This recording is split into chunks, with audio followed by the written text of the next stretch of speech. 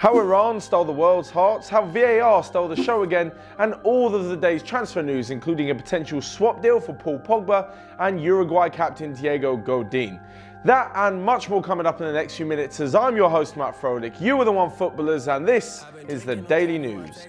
Now, they may be leaving the World Cup early, but not without the hearts of fans around the world due to their incredible fight in the many faces of adversity, both on and off the pitch. On the pitch, before the tournament, they were left without any stock as US supplier Nike withdrew all of their kit from the Iran national squad due to some US restrictions, meaning they didn't even have any boots to train with. Cheered on by female fans for the first time who are allowed to watch inside the stadium without their usually required headwear, Iran took 4 points home from the World Cup. But there was time for one more heroic tale, that of goalkeeper Alireza Bayanvan.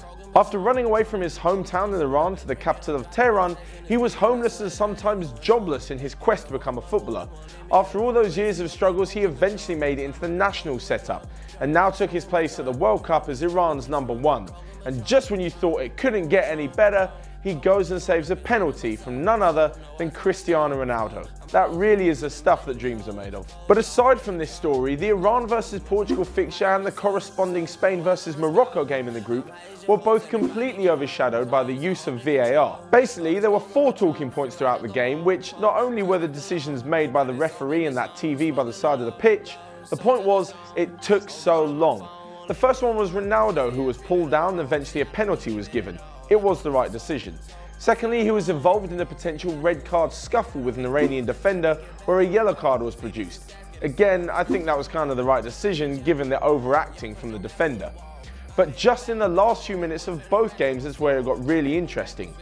Iago Aspas thought he'd equalise for Spain in the last minute against Morocco, only for his goal to be ruled out for offside. A not so quick review on the VAR screen showed that he wasn't offside, so the goal was given, thus enraging Morocco fans and players alike. While this was happening in the Iran vs Portugal game, Portuguese defender Cedric was relieved to see the ball kicked away and the referee not give a penalty for his potential handball. Yet again, the ref then went to the VAR, saw that he did kind of handle the ball, that was a bit harsh, and the penalty was given, from which Iran equalised. Now, with all of those points I've just given, you can see that VAR usually does get it right, but my issue is with the flow of the game. With having to stop and check the screens, it can take up to 5 minutes, which completely ruins the atmosphere.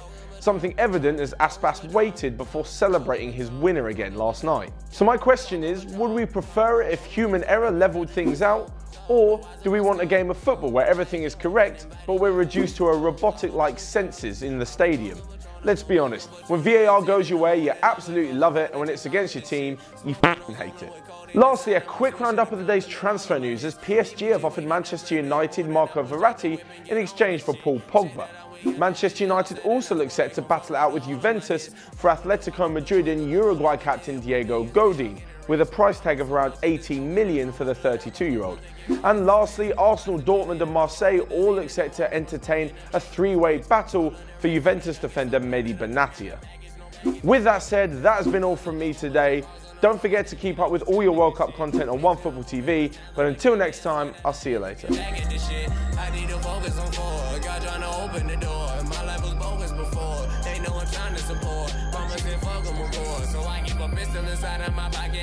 You dropping, I promise I'll open your pores. I'm in your neighborhood service and 24 hours, no grocery boy. Black and bum with the cushion.